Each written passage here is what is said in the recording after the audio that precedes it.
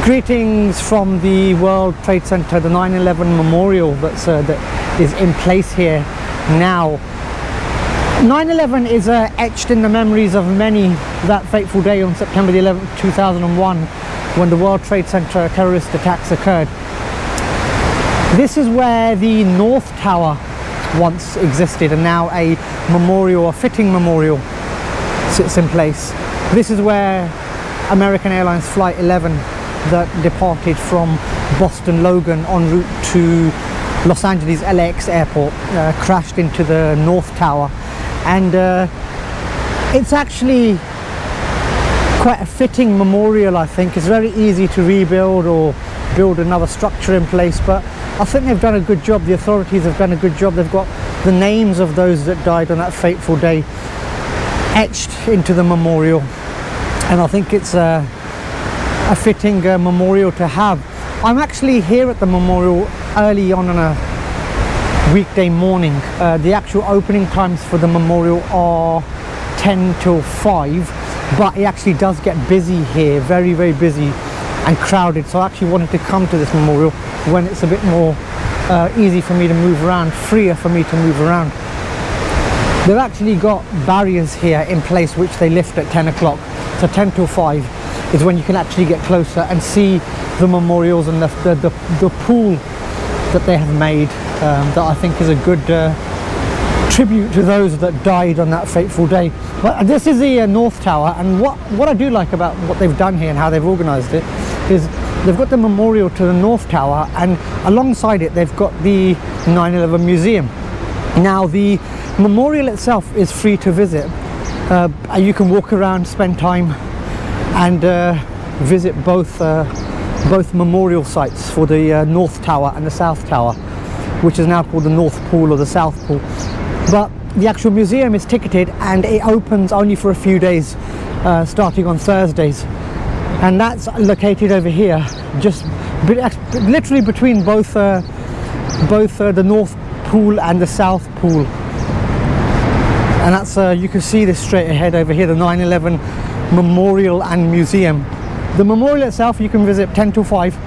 You could walk around, but the museum is ticketed, and they've actually got tickets by the side of the building over here, machines, or you can book online. These days almost everything has become online since the pandemic. Even things that weren't online are now online, so you can come and visit the museum, but like I say, the memorials are free. So that was the North Tower over there. That was the first crash, the first incident that occurred, and I'm just walking by the side of the memorial and where the museum is, and they've actually got the museum tickets here. You can see the ticket vending machines here, so you can buy a ticket here, or like I say, online. And just over here is where the South Pool is. You actually see the information display on here. National September 11 Memorial and Museum. So this is the South Pool, just located over here.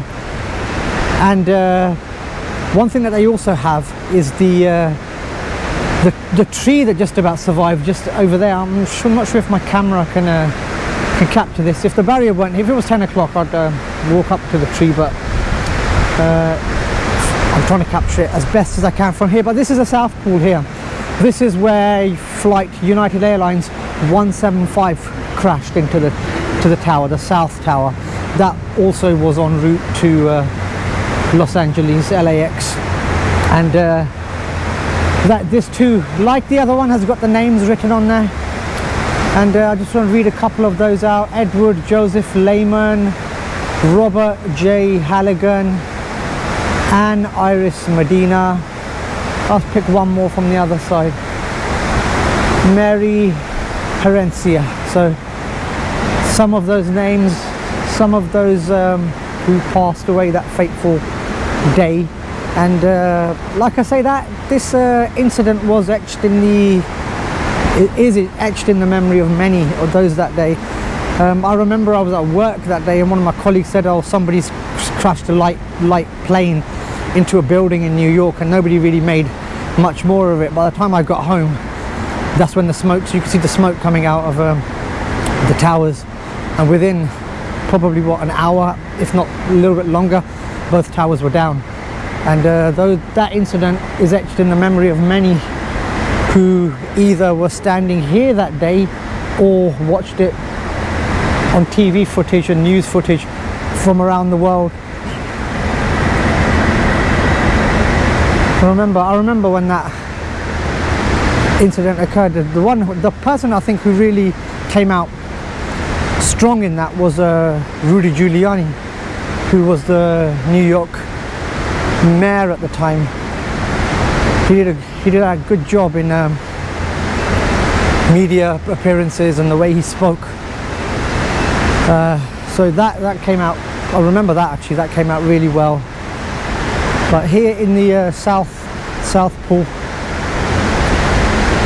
and you could hear the actual pool does get switched off. I was passing by maybe 8:30, 9 o'clock last night, and the pool was off, and I think they turn it back on in the morning, which you should be able to hear it in the background. But I do think if you're here, visit this place, and I know a lot of people do visit this en route to Battery Park when they go to see the Statue of Liberty. So I would say come here, spend some time, maybe an hour or so, and immerse yourself and learn about September the 11th. If you're younger and you weren't around when September the 11th happened, maybe visit the museum, get a bit more of an insight into what happened that day. A lot of things changed since that day. I remember airport security never used to be that strict. After that, we've had things like the 100 milliliter liquid rules that have come in. So a lot of things changed September the 11th. This is a reminder as to what happened that day and why things changed and how things changed. And so I do think if you are here in Lower Manhattan area, even if you aren't in the Lower Manhattan area and anywhere within any of the boroughs, I think do come down. Many people I think would probably miss this, because as you walk by you don't really see, I don't think there's a really large sign that you can see that brings you here. You've got the 9/11 memorial there, it's written there, but the writing is quite small, so maybe more signage, I think, because you can actually easily miss this. And because a lot of people actually go into that building there, the Oculus. In fact, I think more people go into the Oculus than the memorial. But having said that, the memorial is busy. It does get busy. The opening time's 10 till 5.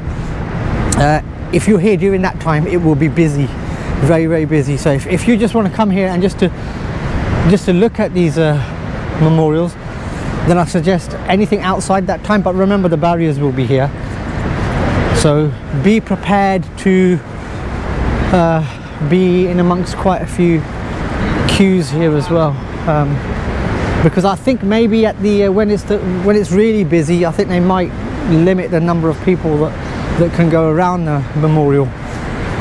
Is my reckoning, because I was here a couple of days ago and it was like there's a queues for a concert or for a football match, so I didn't actually want to film then. I needed some space, so hence why I'm here at 6:30 a.m. on a weekday morning. So from the 9/11 memorial, it's goodbye.